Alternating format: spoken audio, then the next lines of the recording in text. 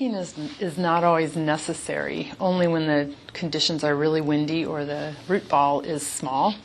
So the thing about staking is that they need to be removed after one season. If they're not removed after one season, the tree actually will not break the ties, it will grow around it, and by growing around it can actually strangle the tree.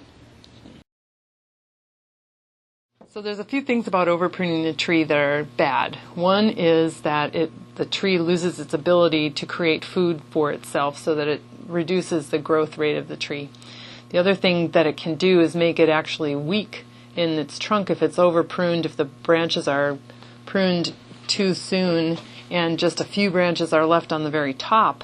The taper of the trunk, the strength of the trunk is reduced, and it can become really whippy. It won't get that strength.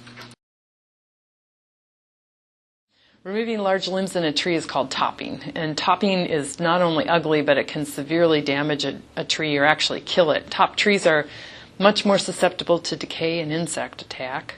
A tree regains its height in a very short time after being topped, but the resulting growth is very dense and it's weakly attached.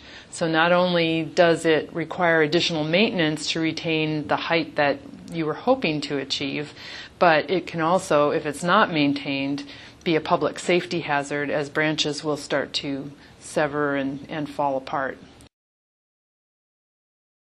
Well, young trees have very thin bark, and so they're very susceptible to damage, and string trimmers or mowers bumping into young trees can actually damage them severely.